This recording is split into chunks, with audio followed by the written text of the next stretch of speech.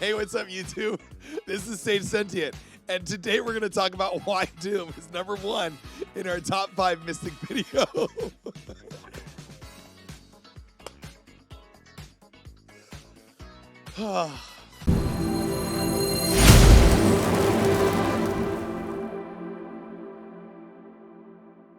Hey guys, it's top 5 videos are not easy to make, okay? Because Mystic characters are all over the place, all right? And even more is the fact that they're all codependent on each other. We have so many different combos. What is going on here? Dr. Doom is #1, okay? Your peak performance characters are what we're looking at here overall. Raid, Arena, War, whatever, game modes that we're using them in other places. We're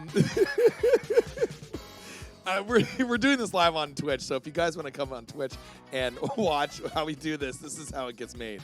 This won't get edited out. All right, so Dr. Doom is #1, mainly because of accessibility, because he's used everywhere, and he's kind of just a boss. Now, granted, he isn't used for me at least, I don't use him in my Mystic Raid lane. Mainly because I'm finding out some other characters like Deathpool, Icarus, Cersei, Cloak, and Dagger have taken his place. And they work really well together. So with that being said, it kind of hurts that. But Doom outside of Mystic, he does really well in tech. He's a must in tech. On top of it, you're looking at War, and War has War. He's used on offense and defense. All right, probably better useful on offense. If you're using him on defense, I don't know what you're doing. You're probably just in flight deck or not in flight deck. I don't know what you're doing, but try not to use him on defense. But I have Dr. Doom #1. And he's just phenomenal. He's long-standing right now inside of Arena. He is not only the meta, the only real way now to get through Arena to get really high is to beat Doom, and you have to have the ability block. Now, if you don't have the ability block there on him, you're going to have somebody that changes the speed. But even still then, you might lose on circumstances depending on the RNG. So, Dr. Doom actually still puts himself in this here, and Dr. Doom he's just certified himself in this #1 slot here for me. Now, at #2, we have Cersei, and Cersei is a phenomenal character. Actually, the reason why she is #2 is because she's used in another game mode where Icarus can't, and where Icarus needs Cersei more than Cersei needs Icarus is in Pocket Dimension as well. And she doesn't need to have her entire kit be useful to make it feel like she needs to be, having her counterpart, where Icarus does. So, Icarus and Cersei are a great combo. Icarus, you probably might have to pay to get him. If you did get him in a certain way in, shards-wise, a Mega Orb or wherever premium and things like that, Cersei is Cersei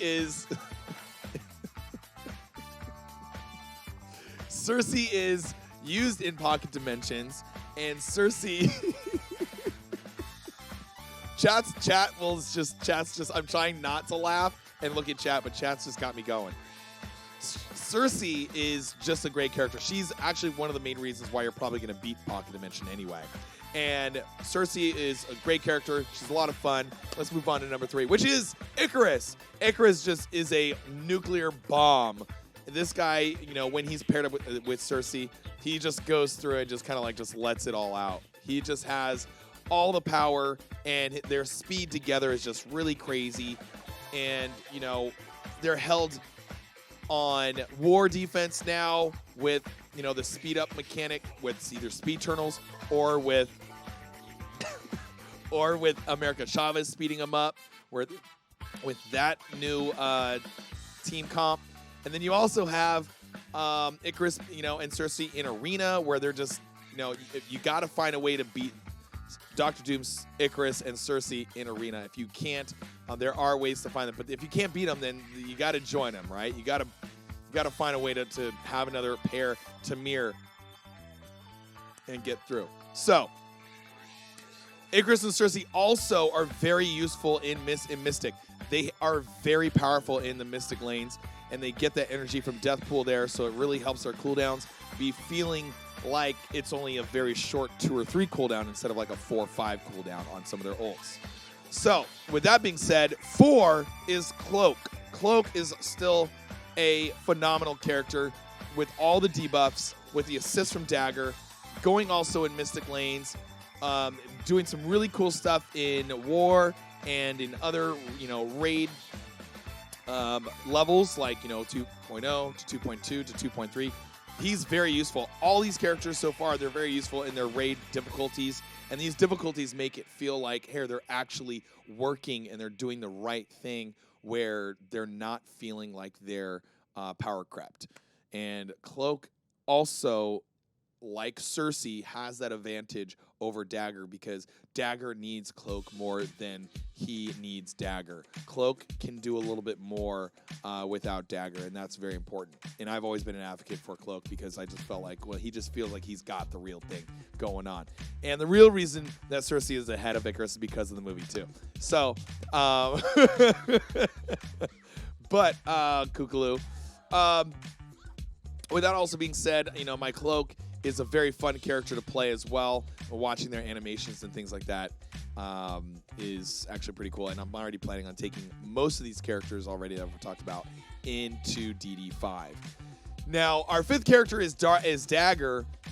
We had some really great things with Dagger here.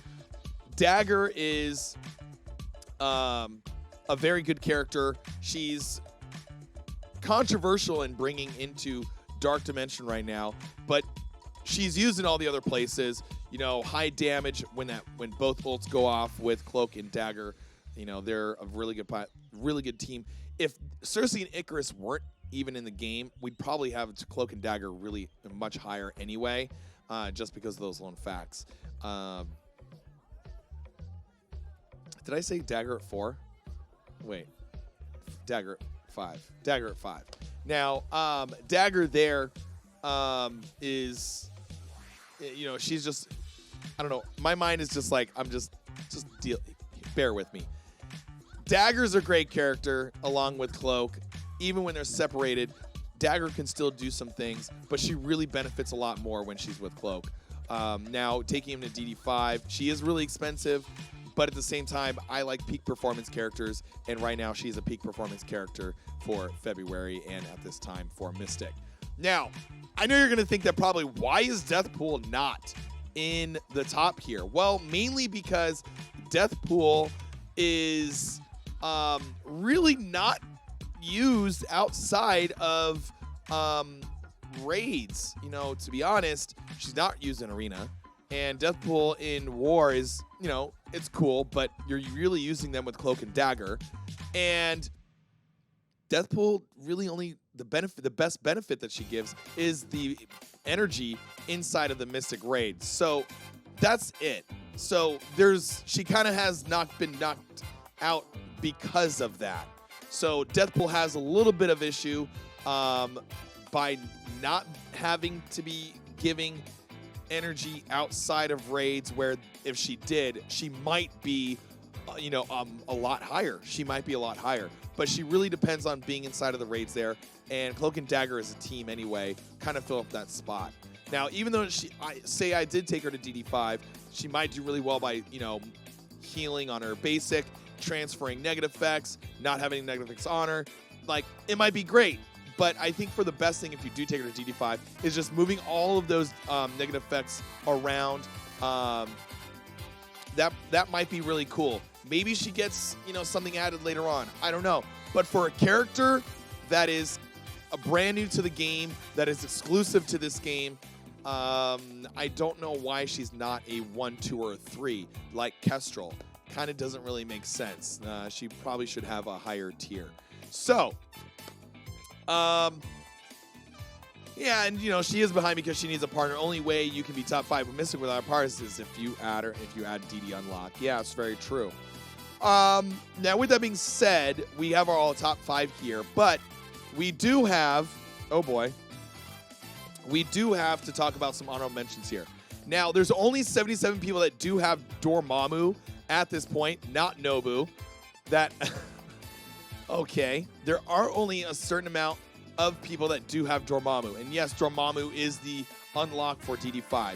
But, you know, I can't make a judgment call on that because not many people have him. I don't have him. And maybe in the next coming months, we'll see what happens. But he seems to be really cool, and maybe later on in the year, we'll see where he places. Now, also, we do have to talk about a couple of the characters that have been noted in the future. So, Dr. Voodoo getting released in end of February. Looking forward to him. Probably a character that might be useful in the future for Dark Dimension 5.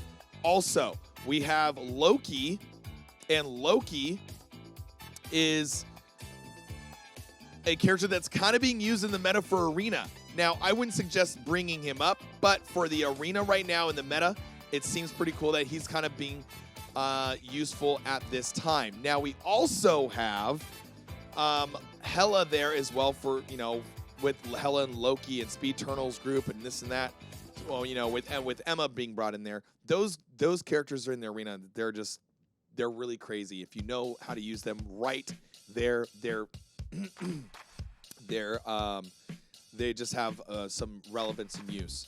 Now, we do also have to mention that Ghost Rider and Elsa Bloodstone, along with Dr. Voodoo, will be coming soon.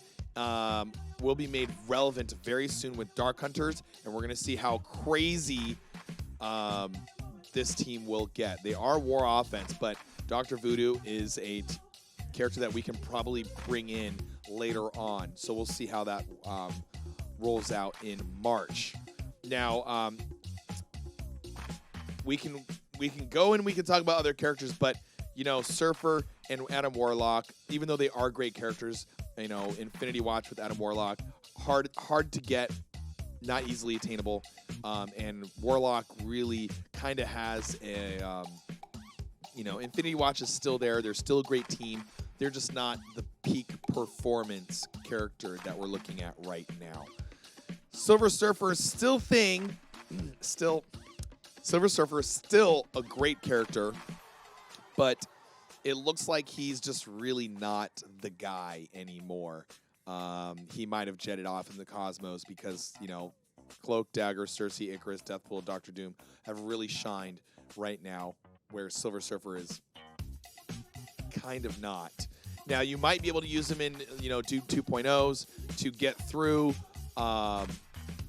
you know, some parts of your raid, or maybe some parts in War where you want to use him as a plug-and-play character.